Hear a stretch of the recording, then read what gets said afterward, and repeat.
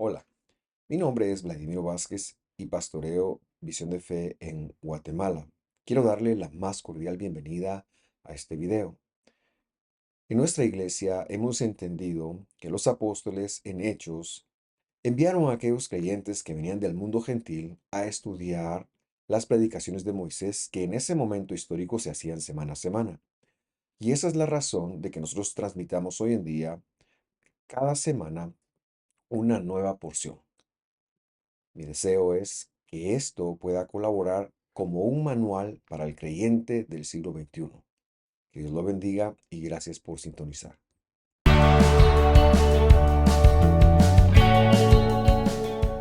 Me da mucho gusto darle la bienvenida a esta porción que se llama Kitetse, que quiere decir porque saldrás y que está comprendida del capítulo 21 de Devarim, es decir, de Deuteronomio, versículo 10 hasta el capítulo 25 y versículo 19.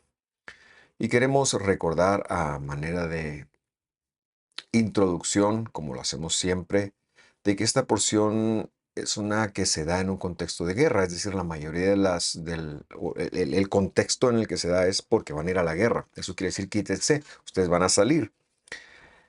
Y que eh, los israelitas no podían hacer la guerra como la hacían los demás pueblos. Ellos tenían un código divino al cual Dios los tenía supervisados. Por lo tanto, es importante que, aunque se va a ir a la guerra, exista un protocolo, voy a decirlo así. El año pasado, que siempre también me gusta hacer una introducción de esto, vimos los mandamientos con promesa, es decir, luego de hablar de ir a la guerra, empezó a hablar de mandamientos con promesa. Veíamos varios mandamientos y aterrizábamos en uno que no se le pone tanta atención, que tiene que ver con los flecos en la ropa, que son recordatorios que hemos de ser temerosos de Dios, de sus protocolos, de sus mandamientos, de sus promesas. Vamos a empezar la lectura entonces para nuestro tema de hoy que tiene que ver con la mala fama y le hemos nombrado cuidado con dar mala fama. Vamos al capítulo 22, versículo 13 y dice así. Cuando alguno tomare mujer y entra a ella y la aborreciere, yo le puse ahí, no la ama.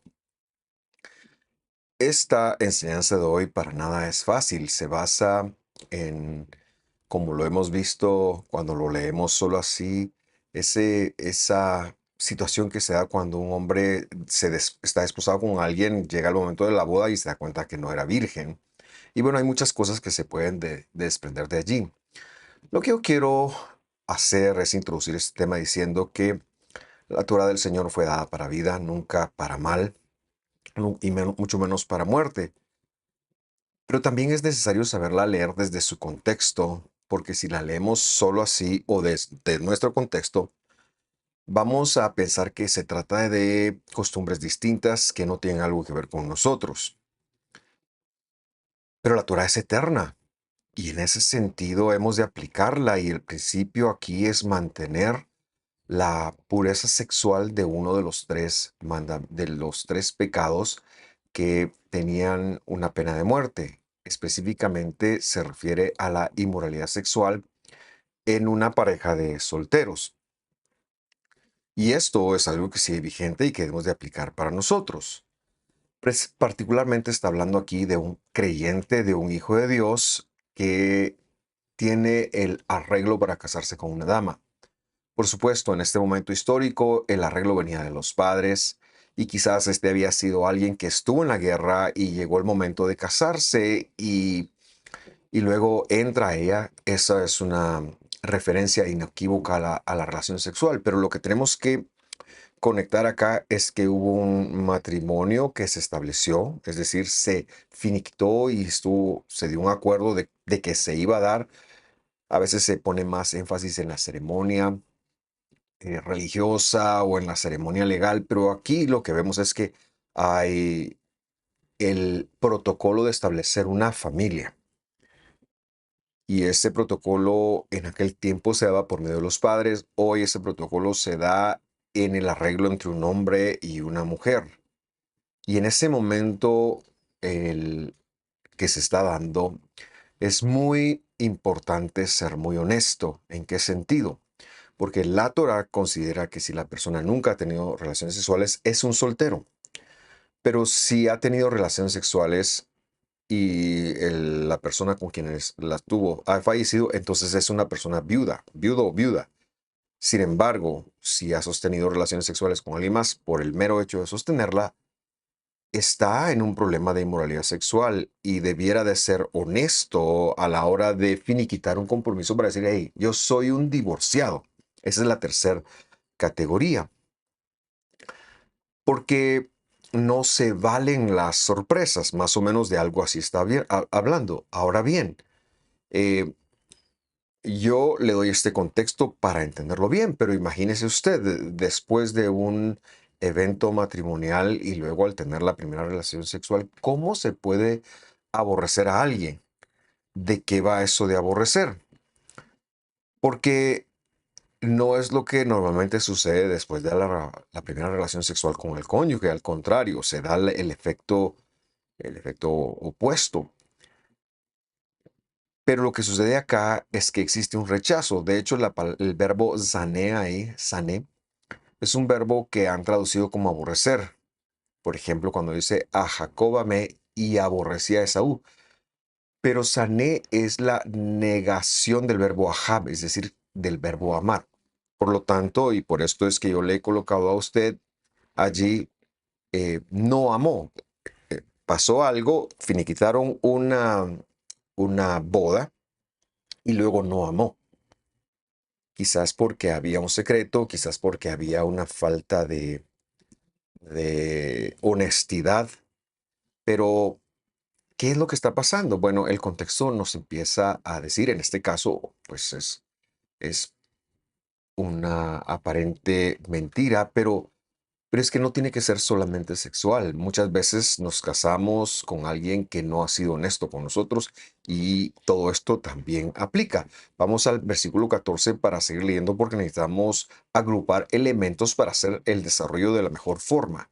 Dice así, y le pusiere, este verbo literalmente quiere decir poner encima de algunas faltas, dice esta versión. Yo le puse ahí lo que la Biblia dice en hebreo, abalim devarim, cosas desenfrenadas, y esparcieres sobre ella mala fama.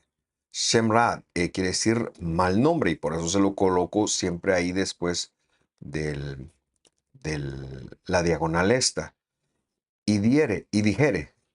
A ver, ¿cuál es el punto? Que llega a decir, esta mujer, esta tomé por mujer, para esposa, me acerqué a ella con el propósito de tener relaciones sexuales y no la hallé virgen. Yo le coloqué virginidades aquí. Entonces, ¿qué es lo que está pasando?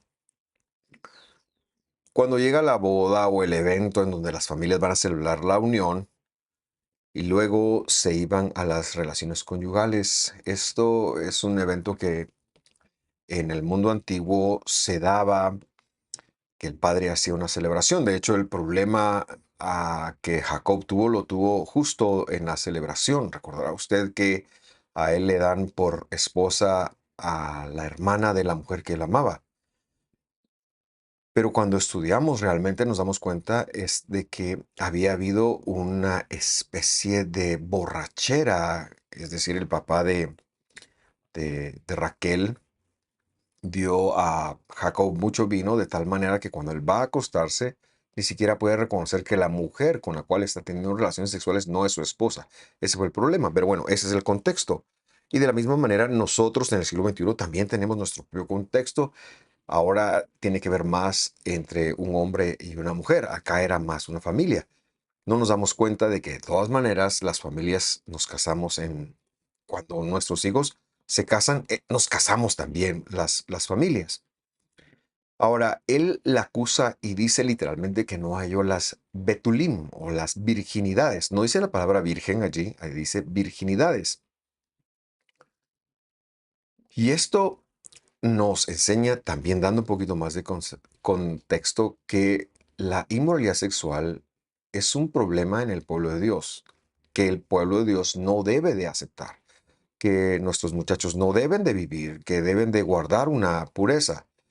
Porque el compromiso en Israel es hacer familia. Es que nosotros no vamos a tener relaciones sexuales por tener, eh, quitarnos las ganas de andar de una persona a otra. No, el propósito de ello es hacer familia. Ya no lo es. El mundo de hoy ya no lo visualiza así. Pero es que el mundo es contrario a la palabra de Dios. Y por eso es que nosotros sacamos la bandera de la palabra de Dios y aunque suene eh, anticuado, troglodita o lo que usted quiera, pero es la palabra de Dios. Es como Dios espera también que su pueblo viva.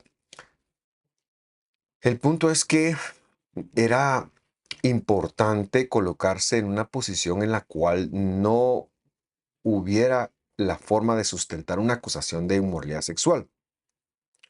Por lo tanto, cuando una mujer decía que era una bétula, es decir, una virgen, se establecían unas pruebas o evidencias de la virginidad de ella. Y el punto era que se colocaba en el lecho conyugal una manta. Y esta manta es la que estaba allí presente en la primera relación sexual cuando el himen es perforado y hubiera sangre. Ella tenía que limpiarse con esto y entonces los padres guardaban esto como una prueba. Ahora, la pregunta que se hace también es, ¿qué pasa si el himen no llega a sangrar? Si ese era el caso, se tenía otro protocolo justo después de que la persona, la pareja tenía su primera relación sexual, el novio buscaba a los padres de la novia y confesaba que él la había encontrado virgen. Ese era el protocolo y de todas maneras se entregaba esta sábana de su confesión. Recordamos entonces que en el pueblo de Dios se podía ser o virgen a la hora de entablar una relación matrimonial o conyugal, se podía ser virgen, se podía ser viudo o se podía ser divorciado. Claro, lo que no se podía era mentir, lo que no se debía era mentir. Y si había alguien que estaba desposada o comprometida para casarse con alguien más, eso ya contaba con un matrimonio. Y hay un caso en el Evangelio que es el caso de nuestro Señor y Mesías, cuya madre es encontrada que ha sido impregnada del poder de Dios y que la semilla del poder de Dios, la semilla de Dios ha sido puesta en ella, no que concibió, no nada de eso, sino que como un bebé probeta fue puesto allí en su vientre y cuando el padre se entera, él pudo haber dicho esto: hey, ella está embarazada, pero no lo hizo.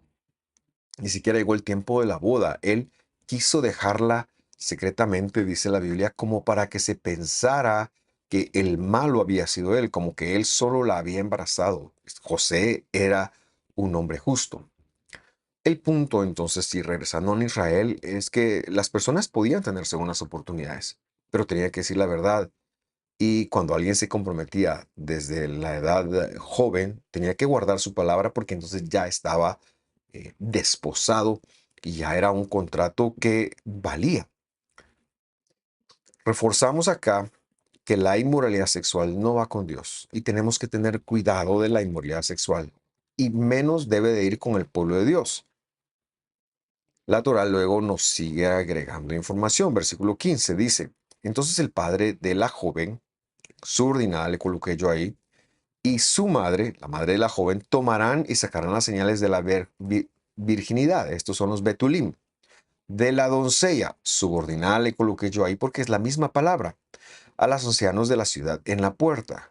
Y era importante establecer un sistema de justicia. Israel siempre tuvo un sistema de justicia. Israel siempre a las puertas de cada ciudad había establecido un sistema de justicia. Y entonces la idea aquí era hacer valer este sistema de justicia. Cuando en Israel una niña, una dama, una doncella vivía en casa de sus padres, como sucede en la gran mayoría de los casos, ¿verdad? Que tenemos nuestras familias y tenemos hijas. Esta niña vivía bajo la autoridad de los padres y había varios nombres para una joven. Estaba, por ejemplo, el nombre de Alma, que Alma es una doncella. Betulá, que es una virgen, pero que también se pensaba que era una muchacha viviendo en su casa, viviendo en la casa de sus padres. Y un tercer nombre es la palabra Nahará. Ahora, Nahará tiene un sentido agregado.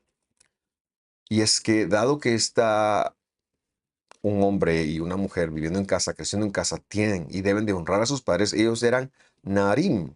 O sea, el joven era Nahar, los varones serían Nahar y las mujeres serían Nahará. Y esto no solamente implica juventud, que es como normalmente lo traducen, sino también que están bajo la autoridad de alguien. Es decir, tienen un ayo, tienen un entrenamiento. Son personas que están en entrenamiento para la vida. Le pongo un ejemplo bíblico. José dice que era Nahar para con los hijos de las concubinas de su padre, allá en Génesis 37. ¿Qué quiere decir esto? Que estaba bajo la autoridad de ellos, que ellos le estaban enseñando el oficio del pastoreo de los rebaños de Jacob. Por lo tanto, la escritura dice, esta es una... ¿Qué quiere decir eso? Está refiriéndose ahora a alguien que está bajo la autoridad de sus padres. Leemos el versículo 16, dice, y dirá al Padre, al que se la había entregado y al que ha dado autoridad sobre ella, o al que ha manejado la autoridad sobre ella, perdón, y da al Padre la moza. Y nuevamente es la palabra Nahara a los ancianos. Yo di a mi hija a este hombre por mujer y no la ama. Y me llama la atención que por tercera vez usa la palabra Nahara y por tercera vez la traducen de una manera distinta. Ahora, ¿qué está pasando? Aparte de ello, eh, el padre busca que se haga el derecho, que se le dé el derecho, la justicia, va con los jueces a las puertas de la ciudad y dice delante de ellos, este hombre, después de casarse con mi hija y haber tenido el acto de tener relaciones conyugales por primera vez y quitarle la virginidad, decidió ahora no amarla. Han colocado aquí aborrece, pero no se trata de amor, se trata de no amarla, se trata de no hacer vida junto con ella. Era una forma, quizás como veían a las naciones alrededor de ellos, de deshacerse de una mujer si, por ejemplo, no le gustaba la primera relación conyugal también. En fin, el evento da para mucho, pero nosotros partimos de que la Torah fue dada para la vida, también recordar que el pueblo de Dios ha de vivir dentro de estos mandamientos y que no necesariamente estos mandamientos eh, tienen mucho sentido para el mundo en el que vivimos hoy. Y no lo tienen porque el mundo en que vivimos hoy es anti Dios. Pero como Dios lo ha manejado, es así. Versículo 17 dice, y he aquí, Él le pone tachas de algunas cosas. Y aquí la palabra son cosas desenfrenadas, diciendo, no he hallado tu hija virgen. Y luego el padre dice, pero he aquí las señales de la virginidad, es decir, los betulim de mi hija, y extenderán la sábana o el manto delante de las acciones de los ancianos de la ciudad, ya sea el manto manchado o el manto del joven que ha dado en garantía como una prueba de que sí era virgen. Entonces, ¿qué es lo que está pasando si hay una prueba? Que hay un hombre que está blasfemando contra una dama, contra una muchacha, que por alguna razón él está queriendo salirse del compromiso, que a lo mejor no le gustó la inexperiencia de la muchacha, o qué sé yo, tantas cosas, pero el punto, o que tiene miedo al compromiso, pero el punto es que él, que se había comprometido a desposar, ahora quiere dar marcha atrás después de haber estado sexualmente la primera vez con esta persona. ¿Qué hacen? ¿Cuál es el protocolo divino? Versículo 18 dice, entonces los ancianos de la ciudad tomarán al hombre y lo castigarán. Lo castigarán con la evidencia, por supuesto. El verbo castigar es el verbo yazar y tiene, en hebreo, y tiene una raíz ugarítica, es decir, es bastante antigua esa palabra, e implica tanto un castigo de consecuencias monetarios, de palabra, como de golpes. Pero, nuevamente, el contexto aquí es el que nos explica de qué se trata. Dice el versículo 19. Y le han de multar, dice, en 100 ciclos de plata, los cuales darán al padre de la joven por cuanto esparció mala fama, es decir, mal nombre sobre una virgen de Israel. Y eso se respetaba. Y la ha de tener por mujer y no podrá despedirla en todos sus días. Complicado tal evento. Pero veamos de qué se trata. ¿Cuál es la remuneración de limpiar el nombre, la fama de una muchacha que está siendo difamada por un hombre? Porque quizás no solamente fue con los padres, quizás también con los padres de él, con los amigos, con toda la ciudad. Y esto era algo que en Israel no se toleraba, porque en Israel se iba de frente. Bueno, aquí la instrucción ordena que se le cubren 100 ciclos de plata. Y yo empecé a tratar de hacer una referencia de cuánto era esto y me acordé que en su momento Abraham pagó 400 ciclos por una cueva, la cueva de Macpela, y esto implicaría que a día de hoy la remuneración que se daba en Israel por cuando había una, perdón, difamación de esta, era por lo menos 6 millones de quetzales. Ese es el equivalente de 100 ciclos, o lo que es en dólares americanos $750,000. Esto es algo serio. Esto es algo que no se hace, porque el pueblo de Dios es veraz, porque el pueblo de Dios no debe de ser inmoral y porque el pueblo de Dios debe respetarse el nombre de cada persona. Está escrito que debemos de amar a nuestro prójimo como que nosotros fuéramos el prójimo.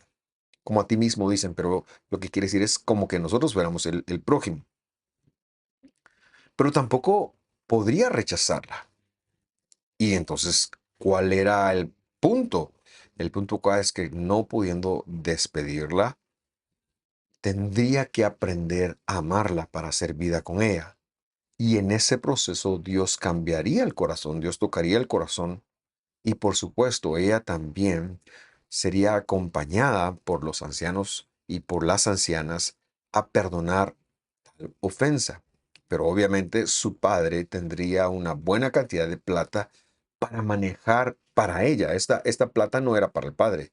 Esta plata era para ella y como una restitución. Y una vez siendo restituida de esa manera, pues era más fácil perdonar.